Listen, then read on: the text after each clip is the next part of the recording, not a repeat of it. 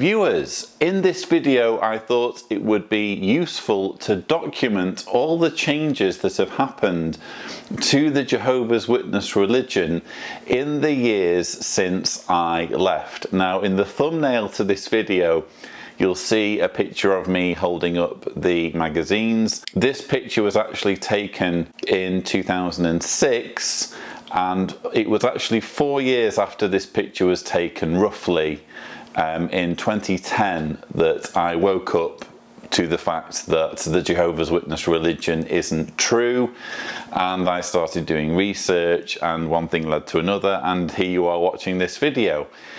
But 2010, wow, a lot of time has passed since then, and I thought it would be interesting to sit down and write a list of all the things that have happened and all of the changes that have been in the Jehovah's Witness religion in the 8 years or so since I woke up and started fading. So just to be clear, I'm not going to be doing this list too comprehensively. I'm not going to be giving you dates for when all these changes came in, as interesting as that would be.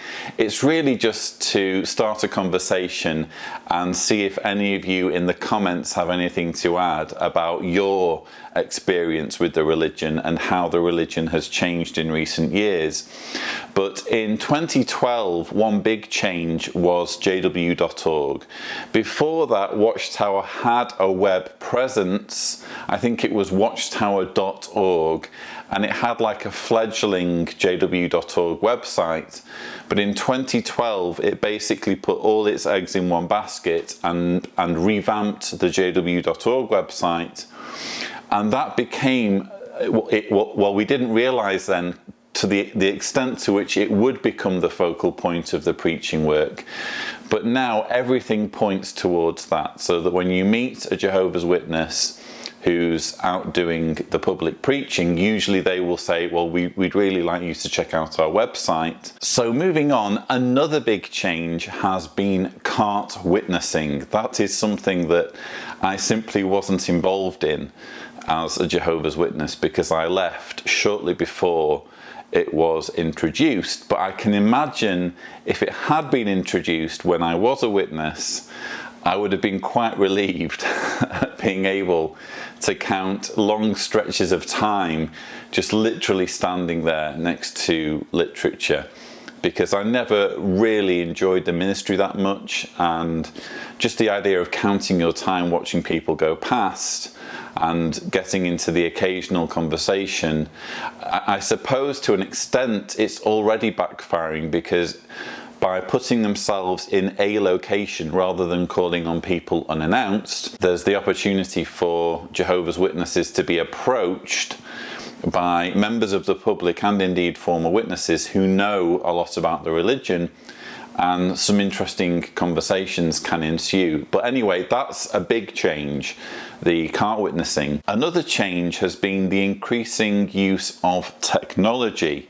So when I was a JW, it was all just books. When you went to the Kingdom Hall, you would have a book for singing, you'd have your Watchtower magazine, you would have a book that you were studying, you would have a theocratic ministry school textbook. Everything was paper-based.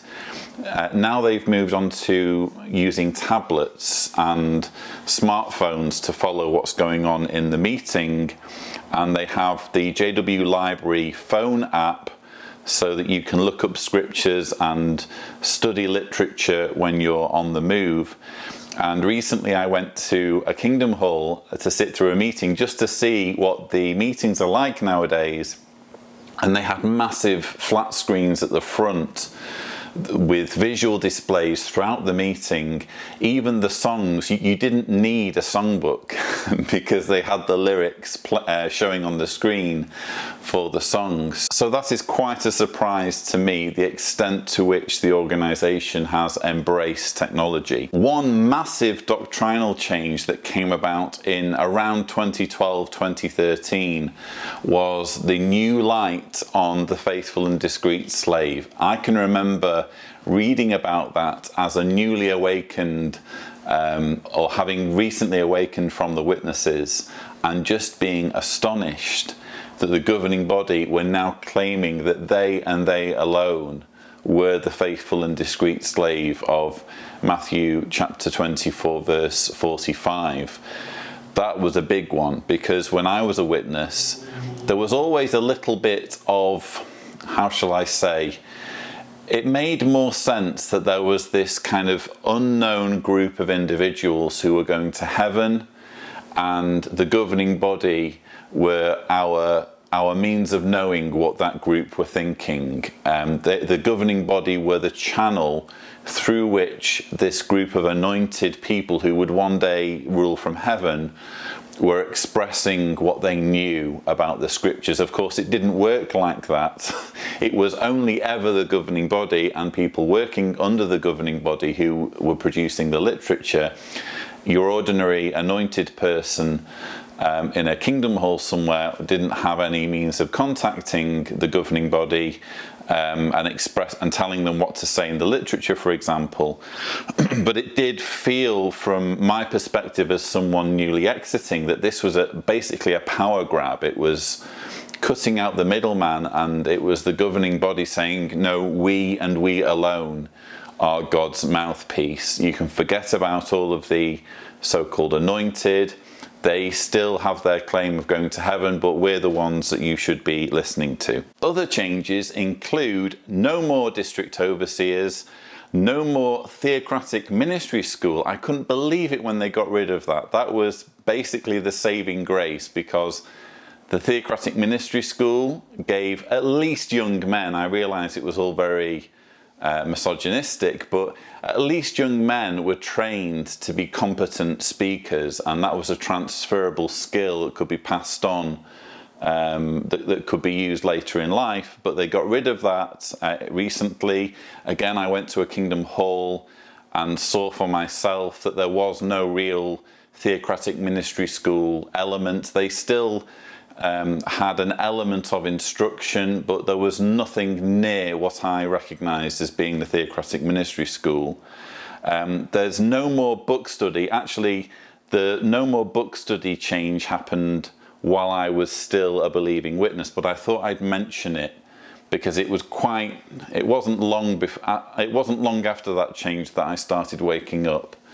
And that was a big part of witness culture, was going to someone's home in the congregation once a week and meeting in a smaller group. And the belief was that when the Great Tribulation came, the build up to Armageddon, the congregations would very likely fragment into these smaller groups. So we were almost practicing for when that would happen.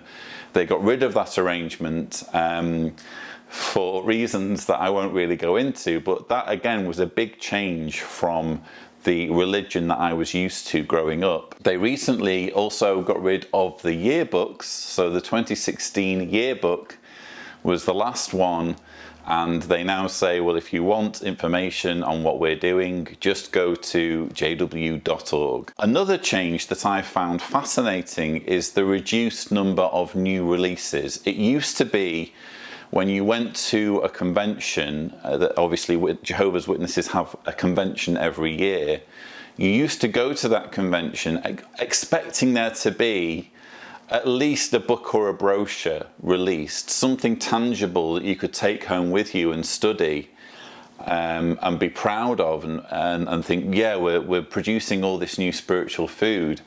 And for the last two conventions, that's not been the case. They've just released videos that they've shown at the convention. It seems that the focus is switching more now to the annual meetings. These events have become almost like the Apple launches of Watchtower, so that if there is anything new, if there is anything like new light, a new understanding, such as the faithful and discreet slave understanding that I mentioned, or a new release of a new book, or just some new way of doing things, they tend to save it now for the annual meeting rather than the conventions. And that again is quite a big shift from how I remember them doing things. Another big change that came through in recent years is actually mentioned in one of my recent videos titled Unrighteous Riches, if you haven't already seen it. And that's the stealth tithing arrangement, and connected to that is the arrangement for merging congregations. It's all kind of interrelated, as I explain in the video. But that whole thing took me by surprise, basically from 2014, when they first did this smash and grab of congregation funds, right through to the recent revelations, which I explain in the video, of how they've made millions by doing this. And coupled to that is the begging for donations on JW Broadcasting. That as well just took me completely by surprise. It wasn't the religion that I knew and recognized. I was always used to the occasional Watchtower article mentioning the privilege of contributing. You would get the occasional announcement reminding us to give money, but to actually have a HD video in the May 2015 JW Broadcasting of a governing body member saying, actually, we don't have enough money to do all the things we want to do, and guess whose job it is to make sure we have enough money. That for me was just astounding. Another big change has been the increasing emphasis on data use and streamlining the way data is collected. We actually dealt with this in a Watchtower in Focus episode titled Publisher ID. You might want to check it out if you've not already seen it. But there is this increasing use of data systems at Watchtower to manage the way publisher data is used. They basically want to have everything at their fingertips when it comes to knowing all the details of publishers, of ordinary Jehovah's Witnesses who are loyal, who are reporting time for the organization. They want to know everything about them, so that when they're doing whatever it is they need to do or planning things, they have the information at their fingertips. And that has quite an Orwellian feel to it. It really feels as though it gives them more opportunities to control people. And yeah, I don't think it sits well with anyone to think that there is information accumulating about them on some distant computer server, but that's the reality of the Jehovah's Witness religion in the 21st century. A strange development that I did want to mention as well, again, I'm going to come to JW Broadcasting later, but there seems to have been a change in the way Jehovah's Witnesses view music, and also a slight change in how they view the use of kingdom halls. Because when I was a Jehovah's Witness, we had instruction about don't mess around with the kingdom songs, don't try and modernize them. The singing praises to Jehovah and singing to Jehovah is a very solemn thing, so we don't want to take too many liberties when it comes to our approach to music and the way we sing our hymns. Basically, if you don't know what a kingdom melody is, it's essentially a hymn for Jehovah's Witnesses. But in the JW Broadcasting age, there's been this whole shift in the way music is thought of, so that now you have some really, you might even say worldly versions of theocratic songs, or songs that they've written that are more kind of contemporary sounding. Some even there was a song that I kind of ridiculed on one of my JW Broadcasting episodes because it sounded almost like a Barry White song, like a song for kind of getting it on. A really odd shift in the attitude towards singing and singing about God and singing about Jehovah, and it can't have gone unnoticed by believing Jehovah's Witnesses who've been around any length of time, but it certainly hasn't gone unnoticed by me. And you also have footage being released of of people doing odd things in kingdom halls like line dancing, if there is a reason to do it because there's a special convention.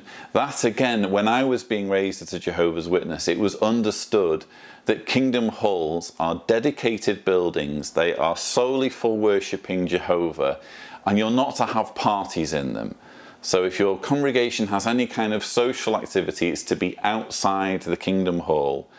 But for some reason, the rule book gets thrown out of the window when there is any kind of special convention, which when you learn about it, you realize, well, actually special conventions are a way for Watchtower to make money. So that's why they're a little bit more flexible with the rules. Another big change in recent years has been the sale of the Brooklyn headquarters and the associated properties owned by Watchtower in Brooklyn, and the move to the new headquarters in Warwick. That has happened. I think there are still one or two properties left to sell, but I haven't done the full calculation recently, but I believe it's comfortably over $1.5 billion that was made selling the property in Brooklyn.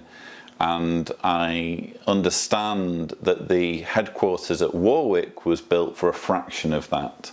So they really managed to free up a lot of money by making that move. And again, that's a change that Jehovah's Witnesses have had to come to terms with, because you always have in your mind that iconic kind of Brooklyn property with the Watchtower sign on the roof when you're thinking of the headquarters, and oh, well, that's changed. The headquarters are now at Warwick at this lakeside complex. And yeah, that's been a change. Another change in recent years has been, how can I put it, an increasing obsession when it comes to dress and grooming. And I'm sure all of you have in mind a certain governing body member in particular whose personal opinions on this front have really pushed through this seeming fixation with things like tight pants and women wearing yoga pants and that kind of thing. As you know, these things are supposed to be inappropriate. And they've even published Watchtower material showing men wearing suits with a tighter cut of trousers, and showing that this is immodest dress. And there's even a rule, if you look in the Circuit Overseer guidelines, which I realise Jehovah's Witnesses aren't allowed to look at, or ordinary Jehovah's Witnesses aren't allowed to look at. There's a rule whereby if you are considered to be wearing immodest dress in the preaching work, i.e. tight trousers, and you fail to respond to warnings from your elders, you can actually be barred from doing the preaching work. That's how seriously they take so-called immodest dress. So that's a definite shift from when I was a witness. I mean, obviously we had concerns over modesty when I was a witness, but it wasn't anywhere near as codified and as explicit as it seems to be today.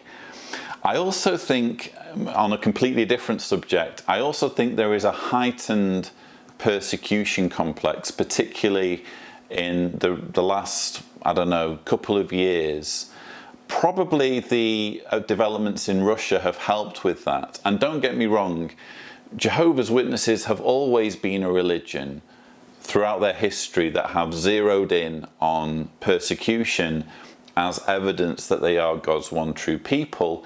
I just think, particularly looking at some of the video material that's been shown to witnesses, particularly in recent conventions, there seems to be a real zeroing in on that aspect of the theology, and almost an obsession with portraying Jehovah's Witnesses as this persecuted people who Satan's system is coming for.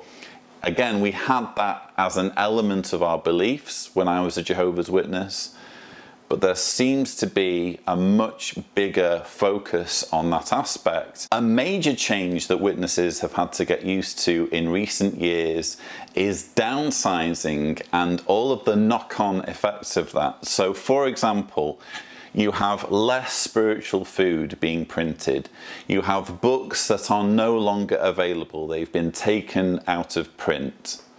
You have magazines shrinking. So there is, and that's odd when you think about it, because if we're so close to the end, if we're at the end of the end, the end of the last days, you would expect there to be more spiritual food available rather than less. And if you're a Jehovah's Witness watching this, you might be saying, well, it makes sense to, to print less in the modern day and age and use the internet instead. But that's not what I'm talking about. Watchtower could, if it wanted, produce the same levels of spiritual food. In other words, the full complement of a 32-page Watchtower and Awake magazines twice a month for the Watchtower, twice a month for the Awake, which is how it was when I was a JW. They could produce that if they wanted to. They could write the material and make it available online. They're not doing that. In addition to scaling down on printing, they're also scaling down, if you think about it, on producing spiritual food. So that's been an odd thing to notice.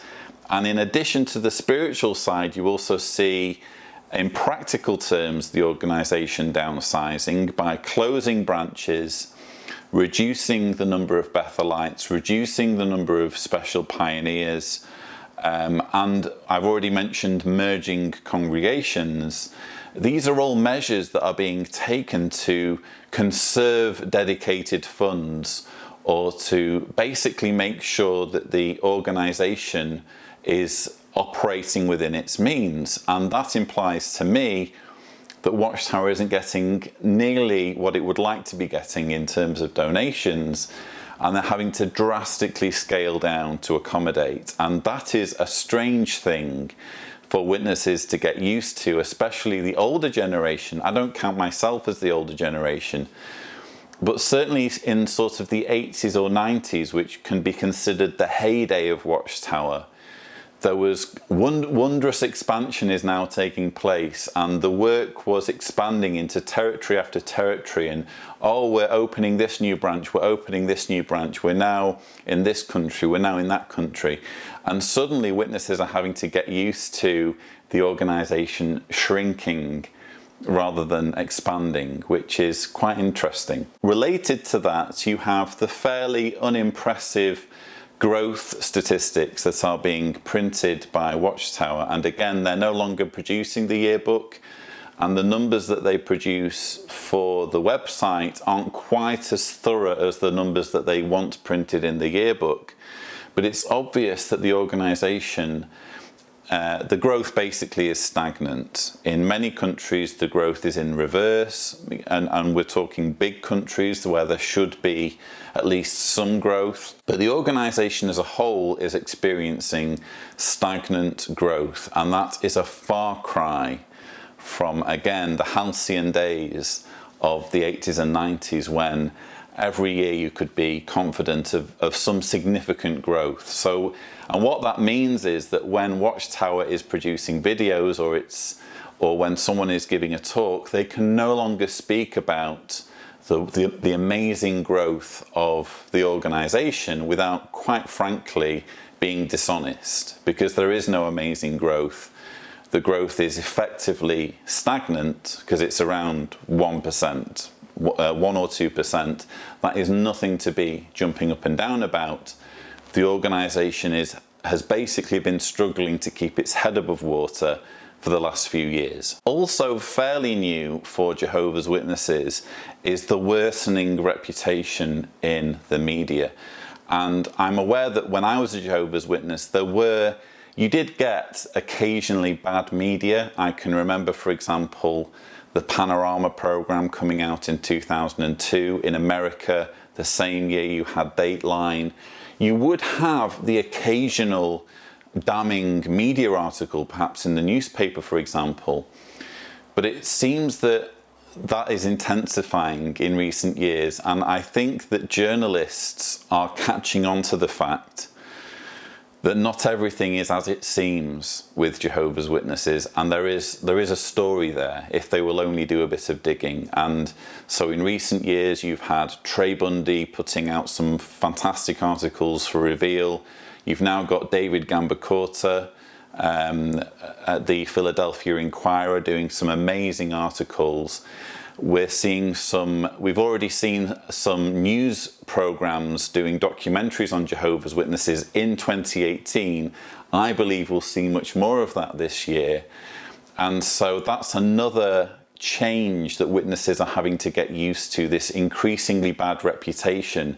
And I just wanted to mention as well the whole aspect of homophobia. That as well is being picked up on by the media and people outside the organisation, because it does seem, maybe it's just me, but it seems that in recent years there's almost been this crusade against homosexuality, to the point where they're putting out Caleb and Sophia cartoons, they're putting out worksheets, they're putting out magazine articles, they're including it in convention dramas.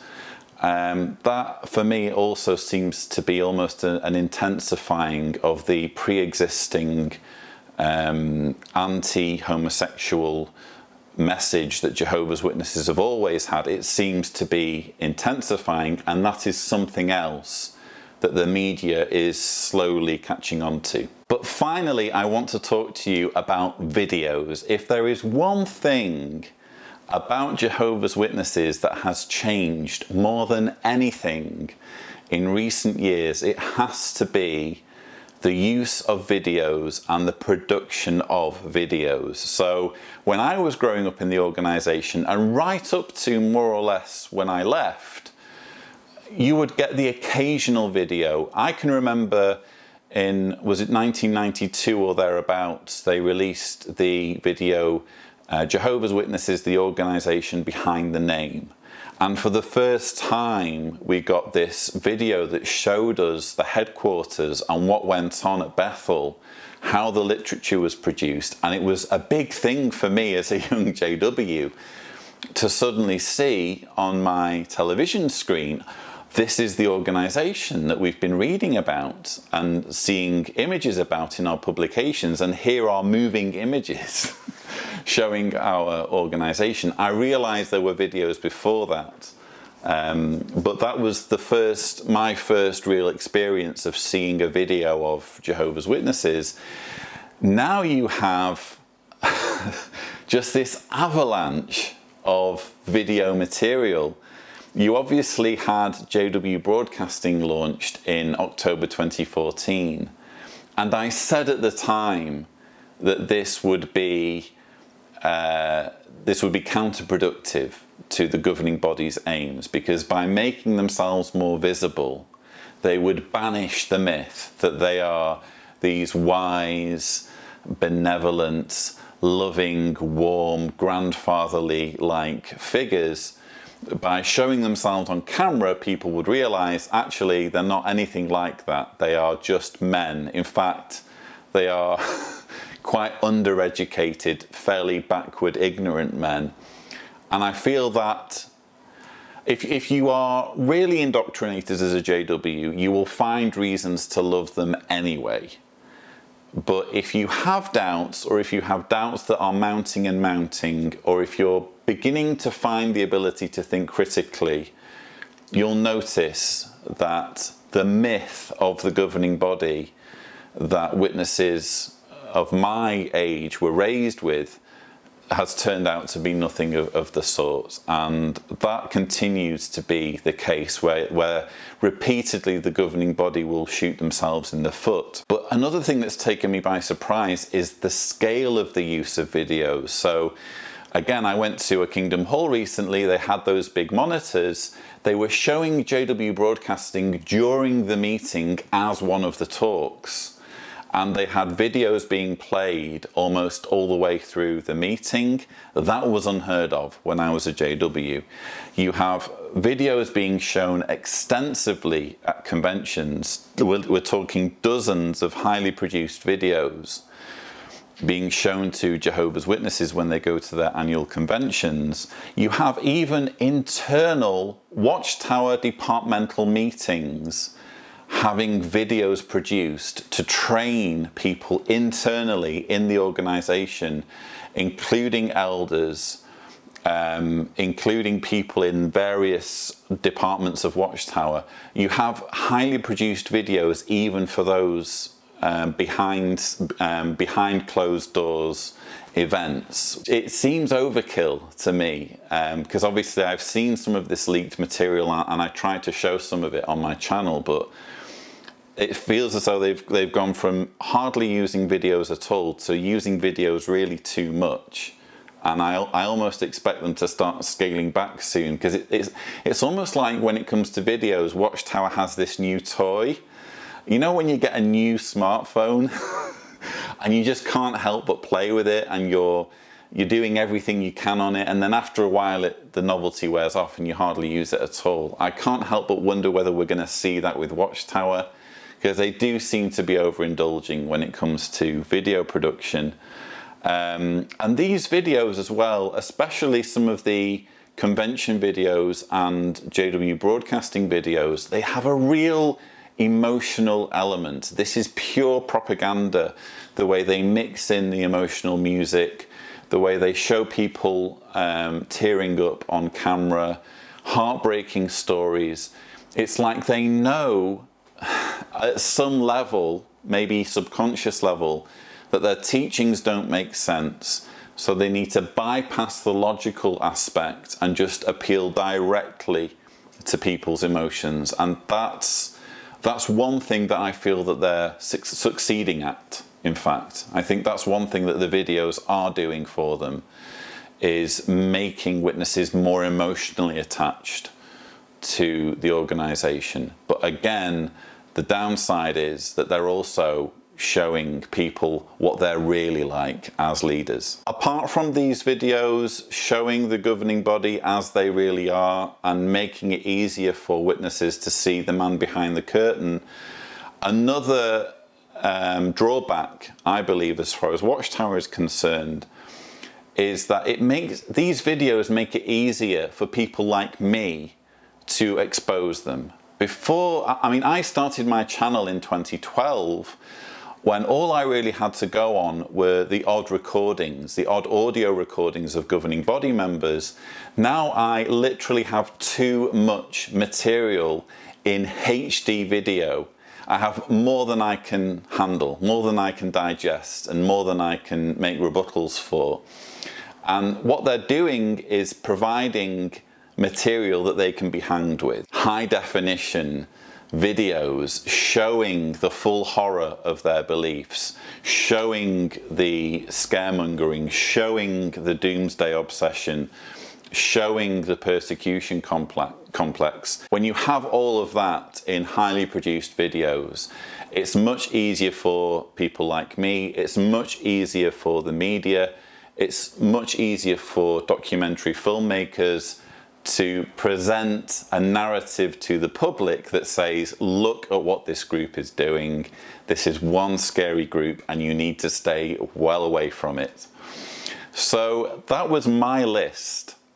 It took longer than I expected, but that was my list of all of the most dramatic changes that I can think of in the years since I woke up from my indoctrination as a Jehovah's Witness. As I mentioned at the beginning, if you can think of some that I've missed out, don't forget to mention them in the comments below. But I hope you have enjoyed this video. Please don't forget to subscribe for more videos, and as always, thank you for watching.